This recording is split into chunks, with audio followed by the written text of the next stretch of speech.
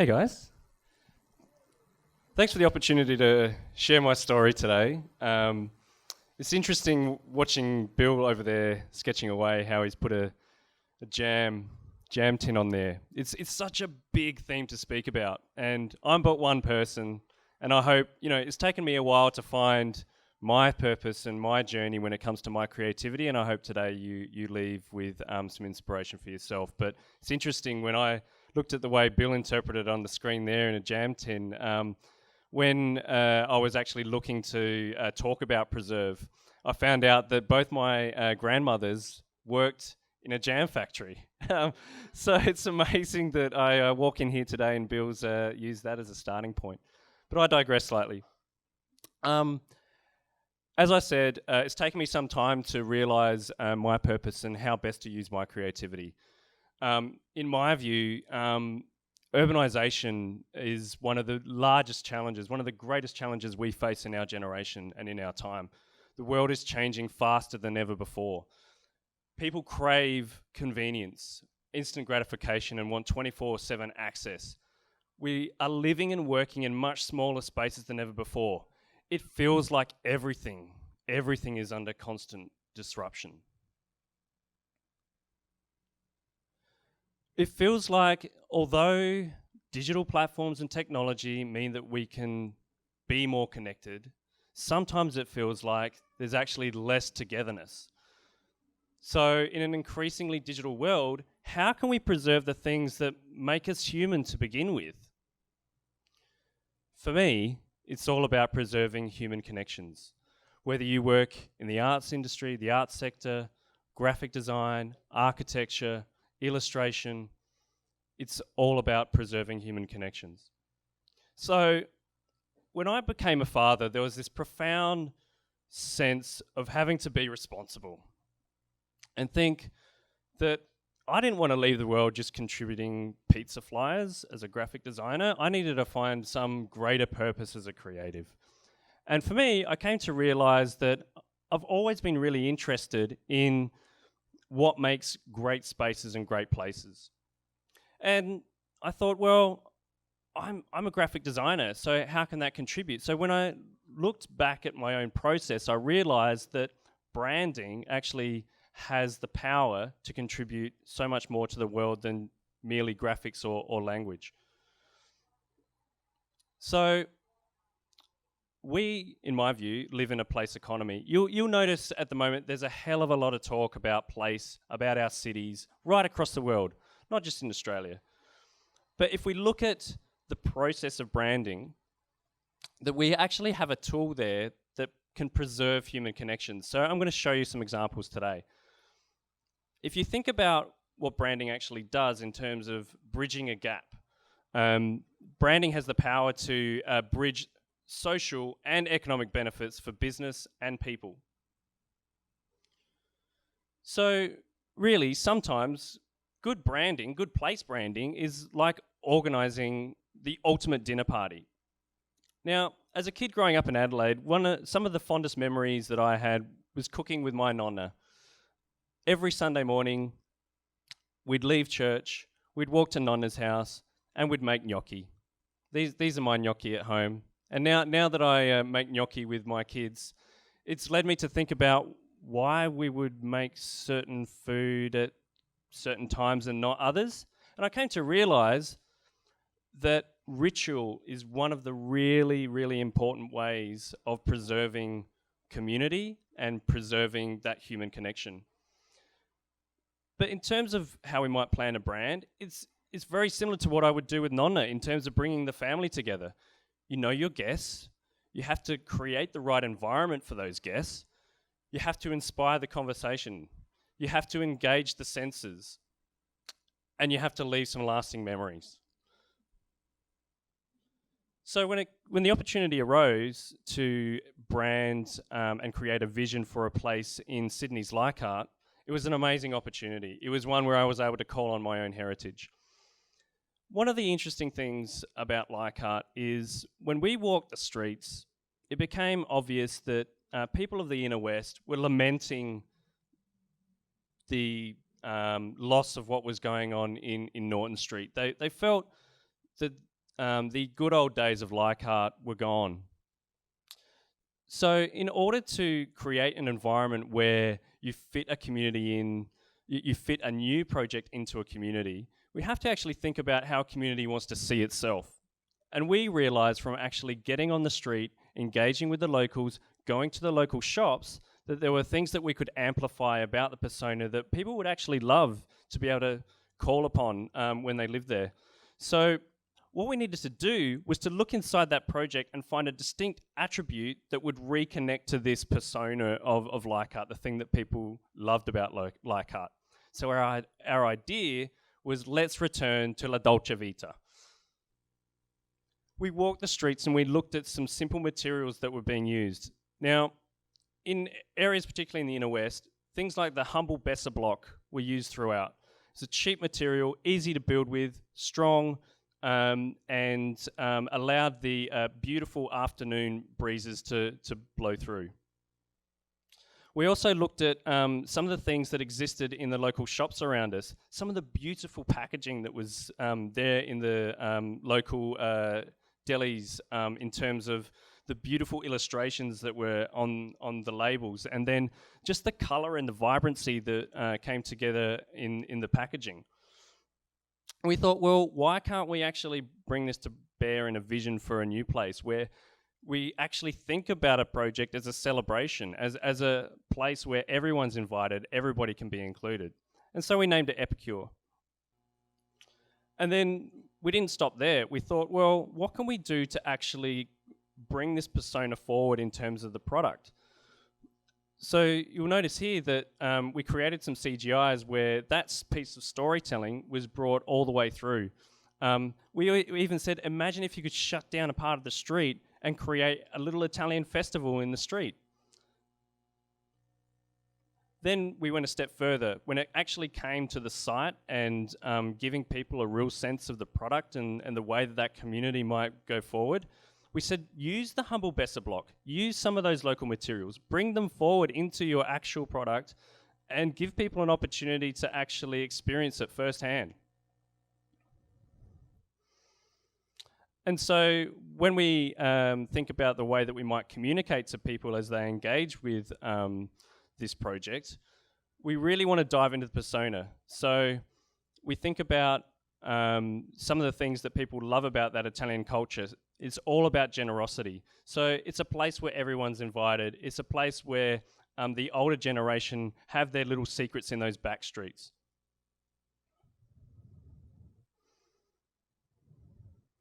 So for me, it's all about, when you initiate a project, it's about taking yourself on a journey and having that constant curiosity. It's about going down the back streets, asking questions, pushing yourself to find out more.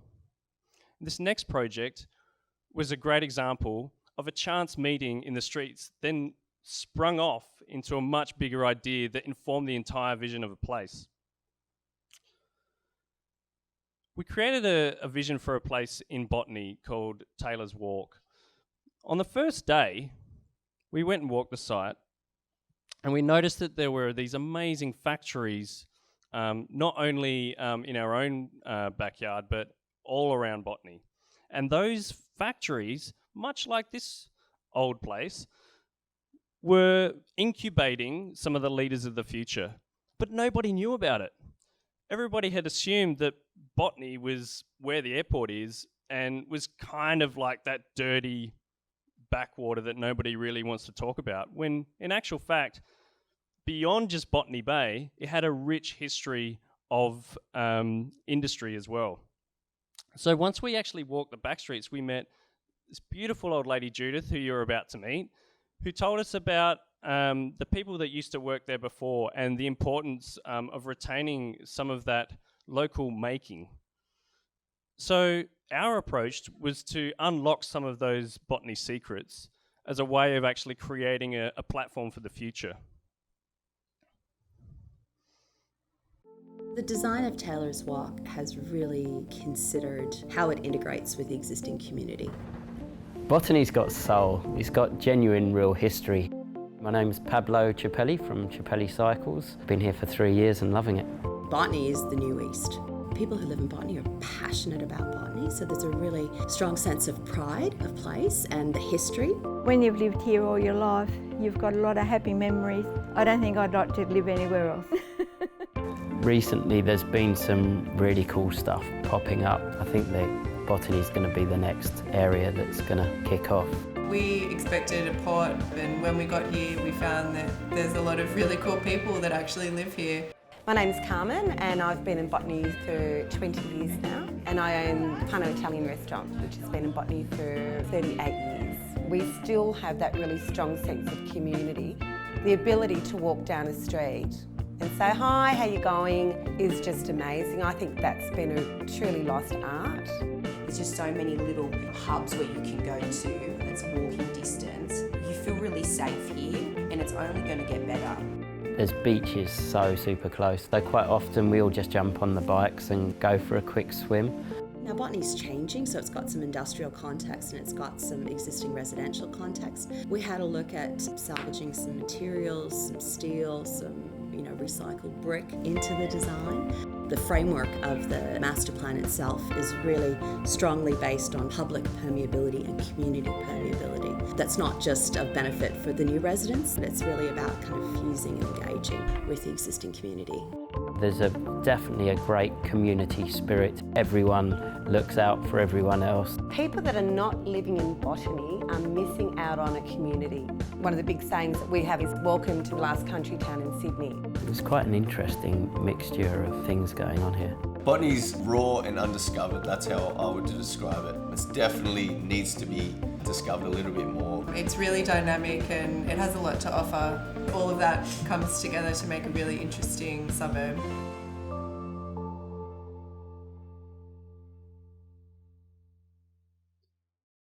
So what was astounding was walking onto the site with the developer and then proudly declaring that we're going to remove all this and we're going to put up brand new apartments.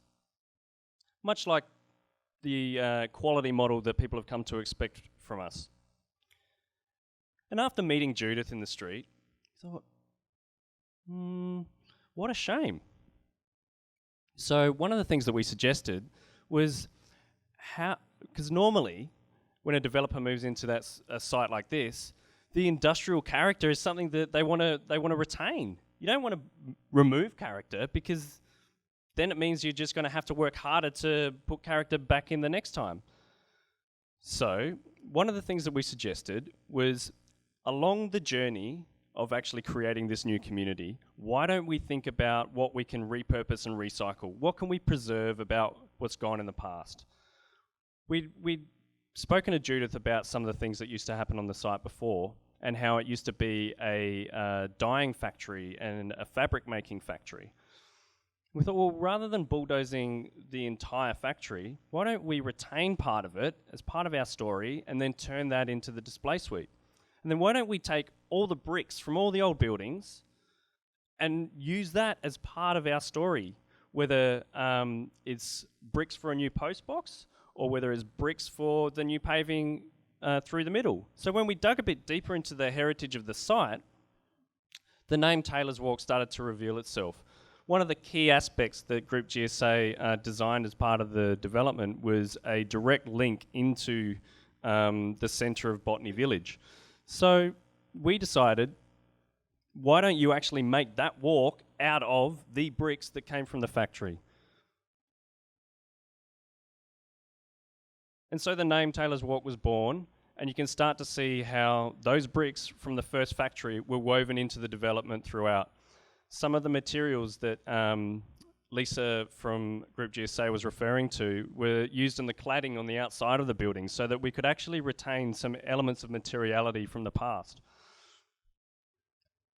Then when it came to actually providing a gallery where people could start to understand the sort of apartments that they could move into, we suggested, well, rather than making the display suite all about the model, why don't we actually make it all about the terrace product that people can move into and showing some of the repurposing and recycling we're going to be incorporating.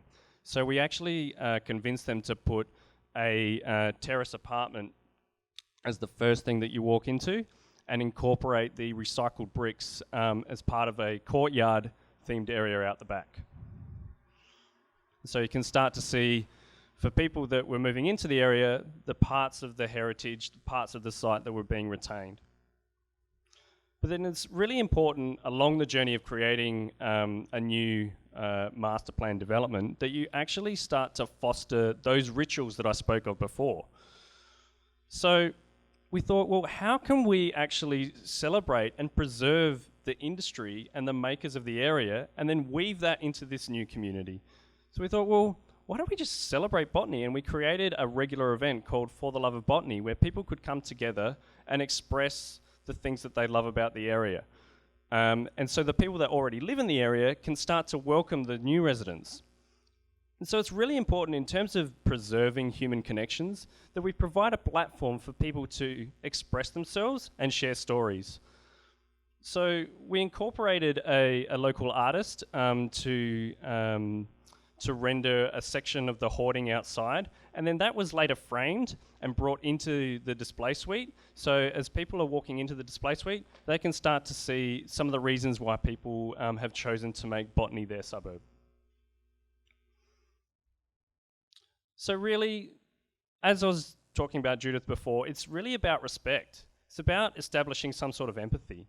And this next project is one where we're going into a completely new culture. And I think many of us Australians, I mean, I definitely, hand on heart, am not nearly experienced enough to talk about our Indigenous cultures, but I do believe we've got a way to go to show some more empathy. And this example coming up is a culture in a completely different country, but incredibly important when it comes to travel in the future.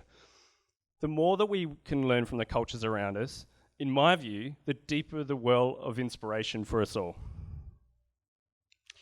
So when an opportunity came up to work with Lang Walker and the team on a identity and vision for a new island in Fiji, my first thought was, how can we incorporate the local culture to provide a more authentic experience? Now, the reason why I suggested that we look into the local culture was more than just an altruistic one.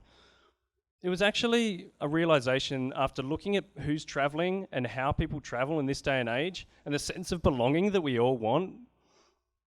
It's really actually about providing an experience for people that really feels genuine, that it's coming from something of purity. And we're not just going into boxes in a resort and hiding away from the country that we've actually chosen to visit.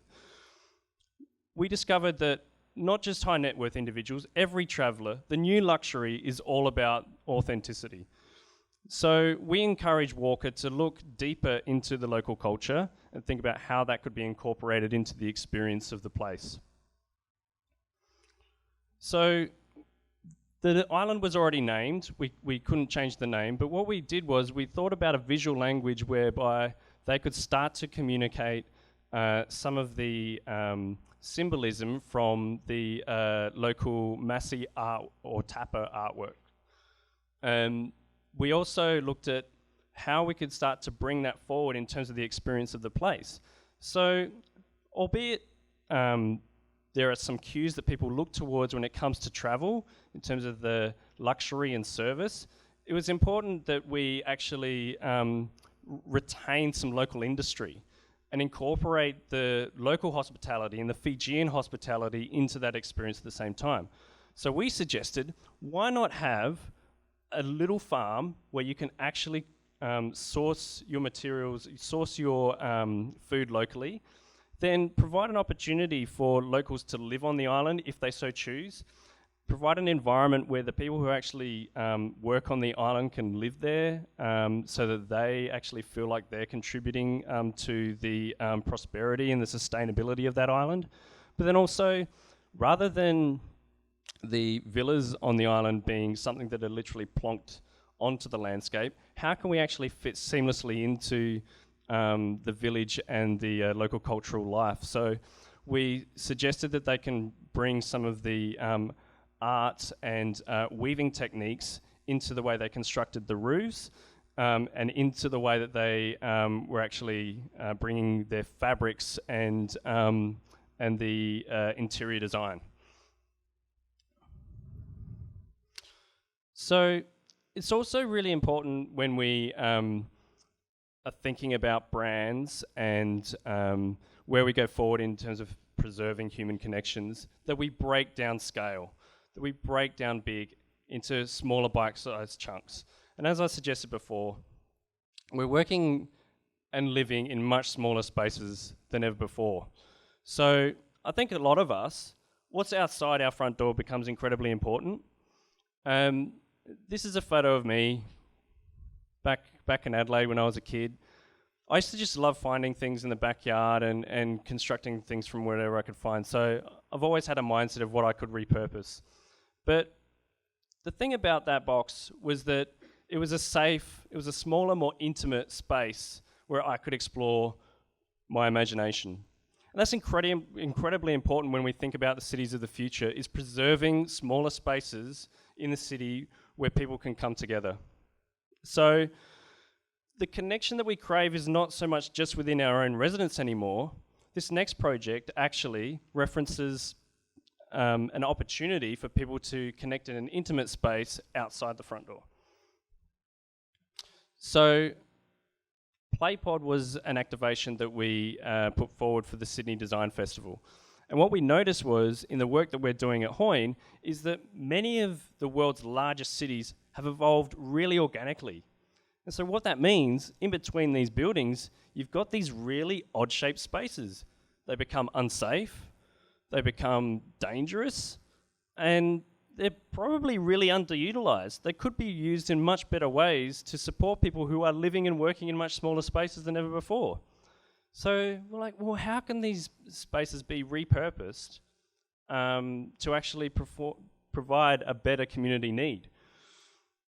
So we thought that perhaps what we could do was to create a flexible structure that perhaps a council or a business or a developer might want to think about implementing. At the end of the day, this is just a prototype. This is a portal for people to come and discover a new sense of community.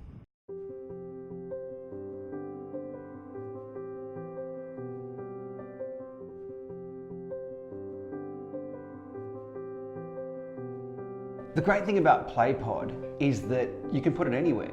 The idea is that you can find a space that's not being utilised and actually bring it to life. The people who use it can decide what it should do. So for us, it's just a portal, it's just a shape, and it's just an attractor to bring people to a destination to hopefully have a great experience.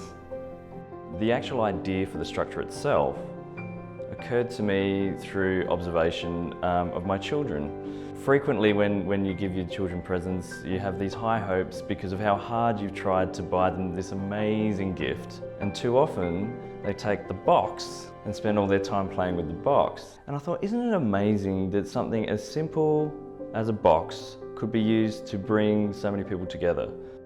There's 3 units or components to the pod, and they are hinged together, so they open up and create different spaces on the different sides. I think that there will be so many surprises from it, and that it's not all going to be exactly how we had thought it may be used. As people's homes are becoming smaller and smaller, what's happening is the public domain is really becoming an extension of your living space. So the PlayPod becomes something that fosters that collaboration and engagement of people coming together and interacting with each other. I'm really excited about how this is going to evolve in the future. I imagine in a few years to come, it'll probably look nothing like it does today. I mean, you get small groups of people together, they talk, they get to know each other, and a city ceases to be 6 million people and it starts to be 5 people.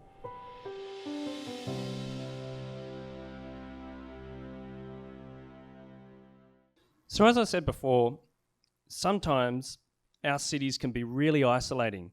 We can be really connected on our phone, but then feel really isolated when we go back home at night.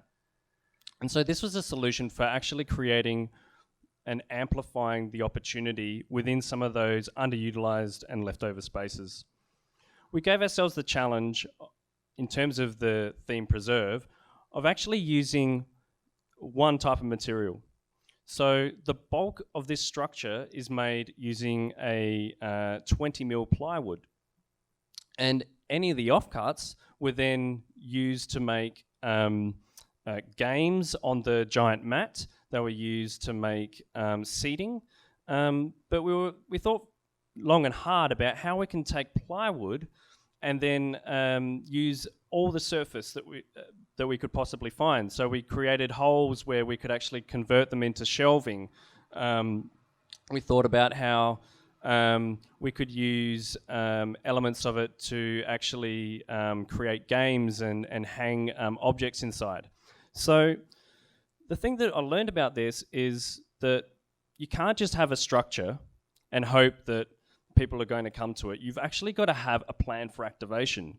So you've actually got to, like we're arranging that dinner party, you've actually got to identify the environment and the venue, but also have a plan to inspire that connection and conversation. So we actually had to curate this thing over the 9 days. And the flexibility of the pod meant that we could actually provide an opportunity for 3 different types of use. We had an opportunity for Sydney's smallest library, where kids came, were able to drop off a book, exchange a book, read a book, find something new. What was really interesting about that, and this is why this project was a bit of a prototype, was that we were kind of expecting it would be mums on the weekday with the kids in the pram. Sure, those people visited, but what was really interesting, this is the Sydney Design Festival. For some people, this can be really exclusive festival. Oh no, the Design Festival is not for me. But what was really interesting was we had grandparents, we had the kids, we had the mums, all there at the same time. We covered literally every type of demographic. We had people from Western Sydney, we had people from the inner west, we had people from Eastern Sydney, all types of demographic coming down to experience this play pod. So it just goes to show that a very simple idea can actually preserve that human connection. At night time, we actually converted it into a Sydney's smallest cinema. We were then able to approach the local university, UTS, about what types of animations or up-and-coming students might want to project into the play pod. And so what that meant was an opportunity for students and young people to come and engage with the play pod itself, and a moment for expression and stories. So that, again, expression and stories is vital if we want to preserve human connections as we go forward. And it's vital to have that kind of space inside a great big city where we can foster that community through sharing those stories.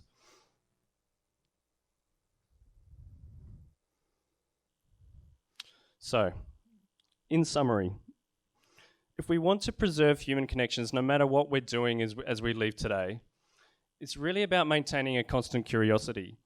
It's important to try and push yourself to go on a journey and dig a little bit deeper. Often what I find is a great question will normally lead to a great answer. So it's important from the outset to try and identify the right question to lead towards the right answer. The next thing that I spoke about was establishing some sort of empathy. And it's really, in this day and age, having some sort of tolerance and respect. The more that we learn of others, the more that we travel, the more that we experience, in my view, the deeper our well of inspiration as creative people. The next thing is go forward with purpose. Craft a story that is easily relatable from person to person.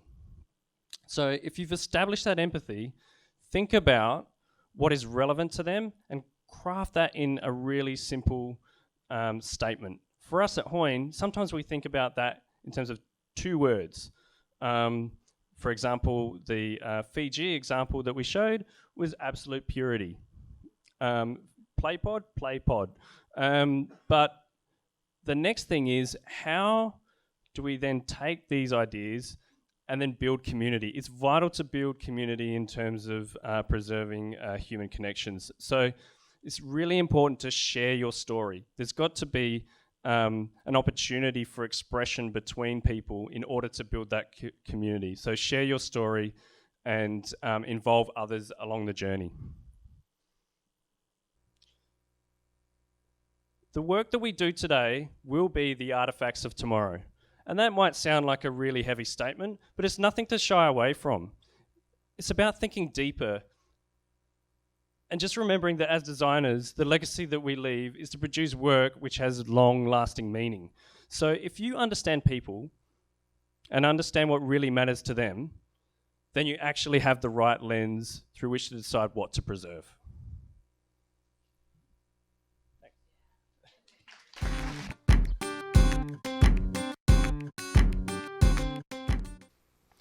Okay, so what are the challenges that we might experience as we go to brand a new community? Well, I think the first step, it sounds like you've actually gone through a process of community engagement. Okay, so I think that's the right first step. Too often, you know, I'll get engaged at a point where it's like, oh, actually, guys, we need a really great story to go and fix or mitigate a problem that we've got over here. And I use that example about mitigating, not to conceal or hide anything, but just to think about, for us at Hoyne, the way that we kind of think about it is there's these challenges and objections that we might experience. We then use a tool called an empathy map where we can start to identify what people might be experiencing and feeling about the place if we were to go forward and make a change. So that allows us to identify what the needs might be as well. And then from that, we then understand, well, what are the things that will actually drive these people to be engaged? And we call those drivers that we start to write with. And they form topic sentences in our story in a little way, right? So once we then have that story together, we then start to think about, well, how can we actually create an environment to start to release it? Sometimes that might be a little bit of an event. Sometimes it might be through different kind of communication platforms as well. Every location's different, but there's no, so there will always be a different way of handling that situation. But at the end of the day, I think using that empathy mapping tool, understanding what some of the fears and objections might be, and the way that we can then mitigate that through our story and our actions going forward is probably the tool that we use the most. Yeah.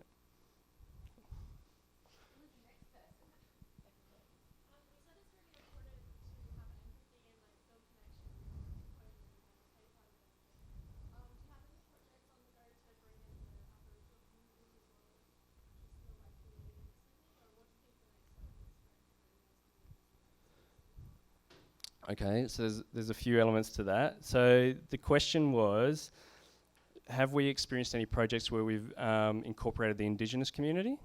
Okay, we do, and as I said before, I because of how much I respect the culture, I also know I'm not very good at explaining or speaking on behalf of them. So I'll just say that straight out.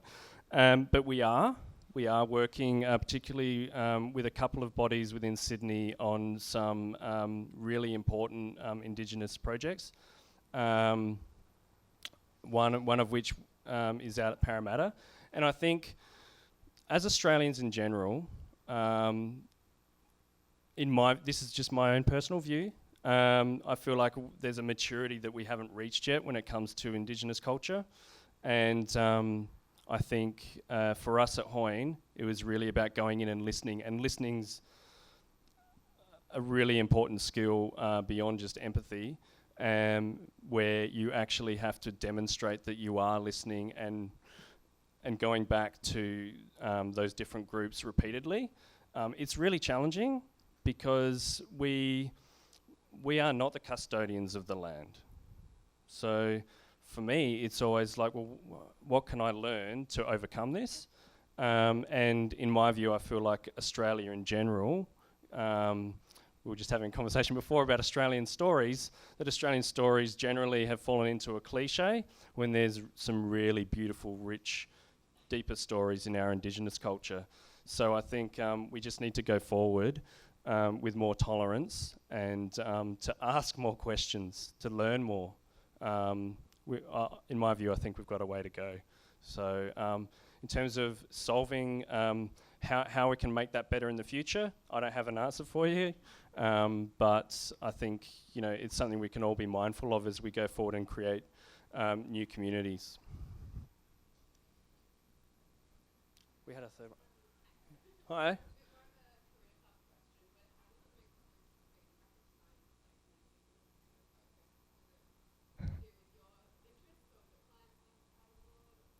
Yeah, that's an interesting question. So the question was, how did I make the move from graphic design into placemaking? And I'm going to be really honest.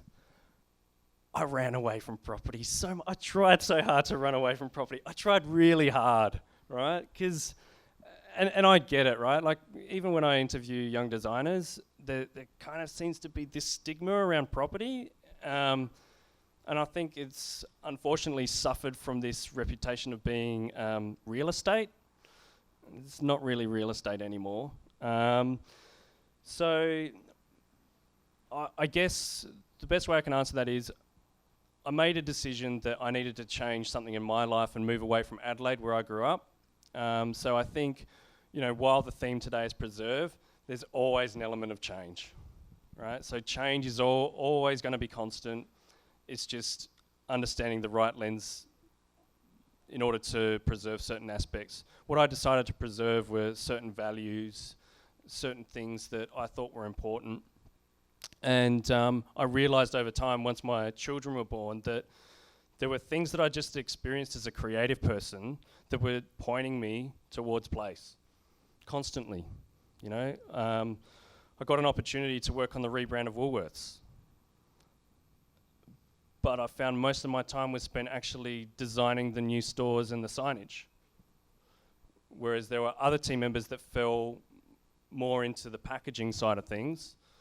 So it's always been this presence in my life, and I just had to go on life's journey to try everything out and then realize, actually there's a constant here.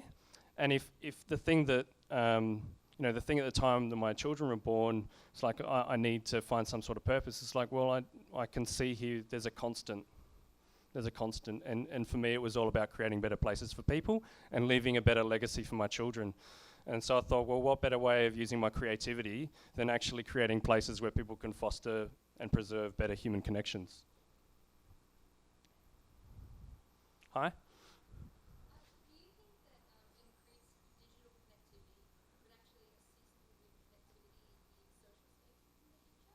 Oh, did everybody hear that question? Do we think that social, digital connections can actually help with the social connections in the future? In spaces? Oh, for sure. You can, like I said, technology, human beings are creating it, but sometimes I think, we need to think a bit more about just creating, rather than just creating content, creating something with meaning. So I think as long as there's a meaning and a purpose behind it, and that we retain the human aspect, technology can only enhance it going forward, So I think there's going to be myriad ways that technology can actually improve the social aspect. I just found that in terms of the work that I do, that I kind of still really like the tangible, and I feel like human beings still really like the tangible, that they'll always need a space or an environment. And I still get excited when a new brochure comes into the studio, right? There's something about that, texture, and that feeling of it. So, and I know I haven't spoken about any of that today, but I think as far as technology and the digital aspect goes in the future, still got to retain that touch and the tangibility, Huge round of applause. Thank you so much.